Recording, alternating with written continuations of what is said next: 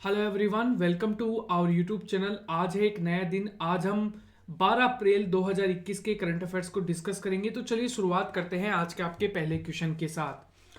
IMF द्वारा जारी report के अनुसार कोविड 19 संकट के कारण भारत का ऋण जीडीपी अनुपात यानी कि डेब्ट टू जीडीपी रेशियो है 74% से बढ़ाकर कितना हो गया है। यहां पर जो राइट आंसर होगा ये होगा ऑप्शन नंबर डी, 90% हो गया है। ठीक है, पहले हम ये समझते हैं कि जीडीपी अनुपात, ऋण जीडीपी अनुपात क्या होता है, डेब्ट टू जीडीपी रेशियो कितना होता है, क्या होता है। देखो, ऋण जीडीपी अनुपात या फिर सार्वजनिक ऋण अनुपात किसी भी देश की ऋण चुकाने की क्षमता को दर्शाता है। ठीक है, अतः जिस देश का ऋण जीडीपी अनुपात जितना अधिक होगा उसे अपने ऋण को चुकाने में उतनी ही अधिक परेशानियों का क्या करना पड़ेगा, सामना करना पड़ेगा। और यह 1991 से भारत का जीडीपी जो अनुपात है ये 70% तक बना हुआ था, लेकिन कुछ समय के बाद ये 74% हो गया। कोविड 19 के बाद यह 74% से भी बढ़कर कितना हो गया, 90% हो गया। लेकिन कहा यह जा रहा है कि 2021 में यह बढ़कर कितना हो जाएगा, यहां पर 99% हो जाएगा। लेकिन जब भी यहां पर आर्थिक सुधार आएंगे, जब भी यहां पर कोविड पेंडेमिक जो है वो कंट्रोल में आएगा, तो यही 80% तक घट जाएगा। तो यह भी एक इंपॉर्टेंट क्वेश्चन यहां पर बन जाता है। आईएमएफ, इंटरनेशनल मॉनेटरी फंड, जिसकी स्थापना 1945 27 दिसंबर को हुई थी और इसके हेडक्वार्टर्स हैं वॉशिंगटन डीसी में, और इसके सदस्य देश है 190। ठीक है, और क्रिस्टलिना जॉर्जिवा जो है इसके अध्यक्ष के रूप में चुनी गई हैं।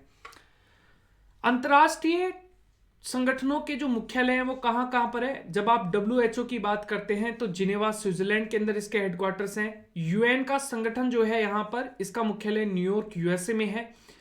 ओईसीडी का मुख्यालय पेरिस फ्रांस में देखने को मिलेगा। आईएसओ यानी कि अंतरराष्ट्रीय सौर संगठन, इसका मुख्यालय गुरुग्राम हरियाणा में देखने को मिलेगा। जिनेवा स्विट्जरलैंड के जो हेडक्वार्टर्स हैं ये कहां पर है, किसके हेडक्वार्टर्स हैं यहां पर, अंतरराष्ट्रीय श्रम संगठन यानी कि आईएलओ का मुख्यालय है। ओहो मोदो महामोदो ये किस देश के नए प्रधानमंत्री बने हैं। ओहो मोदो महामोदो बने हैं नाइजर के राष्ट्रपति, प्रधानमंत्री। इंपॉर्टेंट क्वेश्चन यहां पर बन जाएगा। इन्होंने किसकी जगह ली है, ब्रिगी रिफिनी की जगह इन्होंने यहां पर ली है। अच्छा, जब हम बात करते हैं नाइजर की राजधानी की तो नुआमे है कैपिटल, करेंसी है सीएफए फ्रैंक, और यहां के राष्ट्रपति हैं मोहम्मद बेंजेम, और यहां पर ओहो मोदो महामोदो जो हैं ये प्रधानमंत्री चुने गए हैं। ठीक है, अब कुछ इंपॉर्टेंट जो करंट अफेयर्स हैं जो कि प्रीवियस में प्रधानमंत्री चुने गए थे अलग अलग कंट्रीज के, जैसे कि कंबोडिया है, हुन सेन है, कोसोवो है, अल्बिन कुर्ती है, फ्रांस के जैसे कि प्रधानमंत्री हैं जिन कास्टेक्स हैं, जॉर्जिया के प्रधानमंत्री है इराकली गिरिप्साविली, मॉरिशस के प्रधानमंत्री है पविंद्र जुगनौथ। जब हम बात करते हैं नेक्स्ट क्वेश्चन के बारे में, विश्व हेमोपैथी दिवस, वर्ल्ड हेमोपैथी डे, ये कब मनाया जाता है, तो ये हर साल 10 अप्रैल को मनाया जाता है। ऑप्शन नंबर डी आपका करेक्ट है।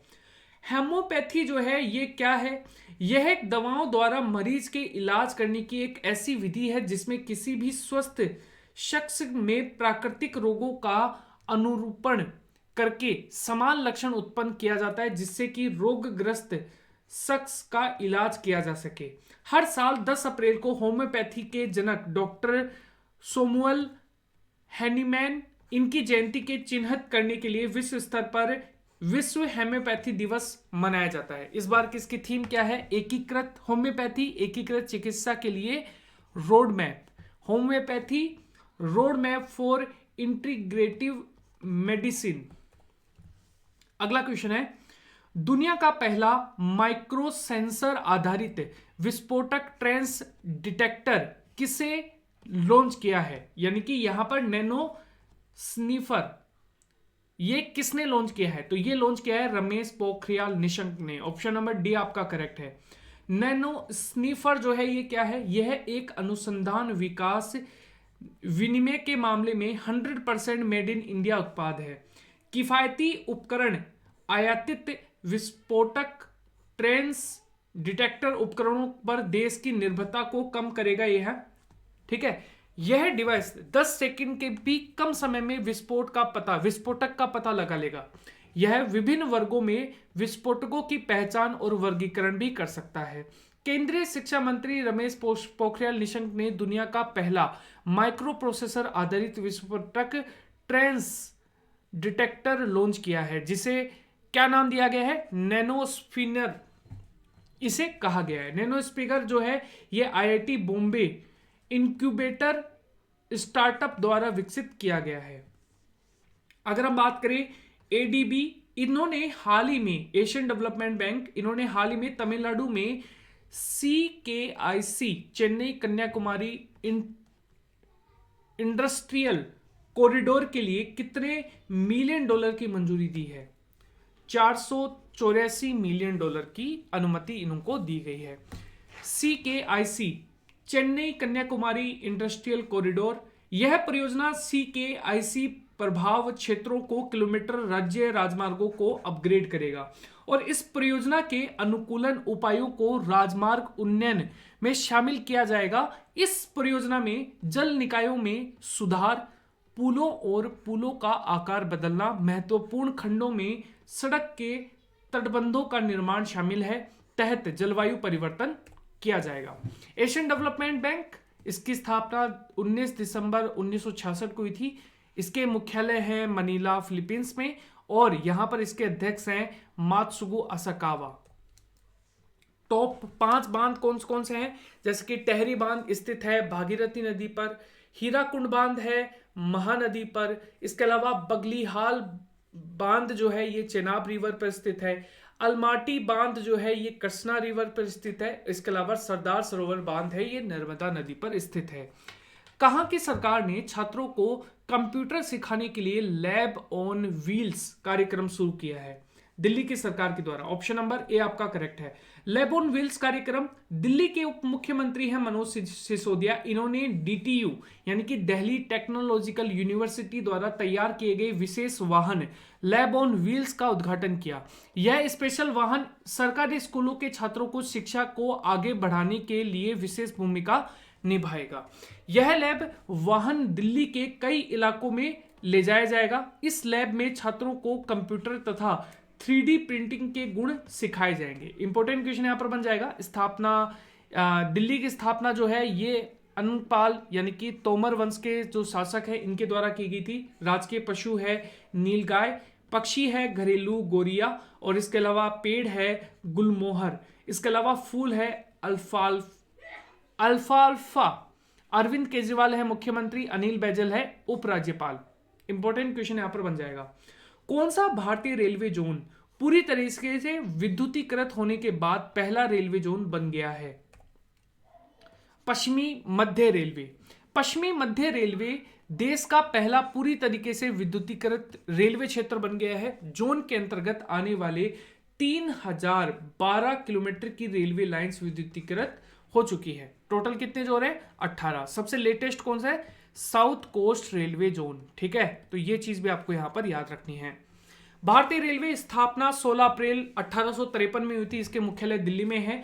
रेलवे के जो मंत्री हैं पीयूष गोयल हैं। रेलवे के अध्यक्ष हैं CEO सुनीत शर्मा। इसके अलावा CRPF के महानिर्देशक है अरुण कुमार। स्वतंत्र भारत के पहले रेल मंत्री हैं जॉन मथाई।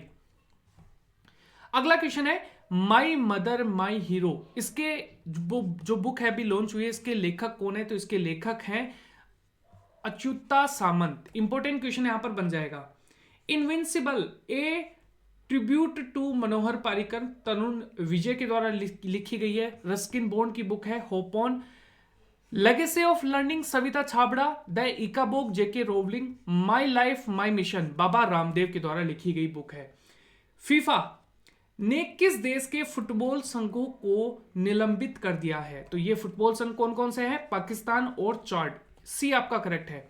बाहरी हस्तक्षेप के दावों के कारण फीफा ने पाकिस्तान और फुटबॉल फेडरेशन यानी कि PFF और चंडीगढ़ चार्डियन फुटबॉल एसोसिएशन यानी कि FTFA को तत्काल प्रभाव से निलंबित कर दिया गया है।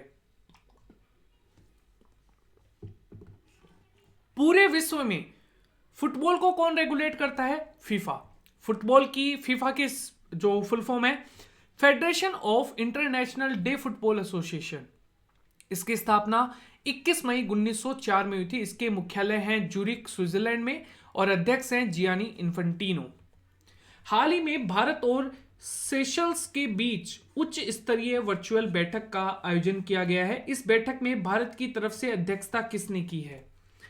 नरेंद्र मोदी जी ने की है। ऑप्शन नंबर ए आपका करेक्ट है। भारत की तरफ से अध्यक्षता नरेंद्र मोदी, सेशल्स की तरफ से अध्यक्षता राष्ट्रपति वेवल रामकलवान। और उद्देश्य क्या है? इस बैठक के दौरान दोनों नेताओं ने संयुक्त रूप से सेशल्स के नए मजिस्ट्रेट कोर्ट भवन का उद्घाटन किया है। इस बैठक में दोनों देशों के बीच आपसी सहयोग को बढ़ावा देना और दोनों देशों की आर्थिक और सामाजिक विकास, शिक्षा, आपसी तालमेल को बढ़ावा देने के लिए चर्चा की गई है। इंपॉर्टेंट क्वेश्चन यहां पर बन जाएगा।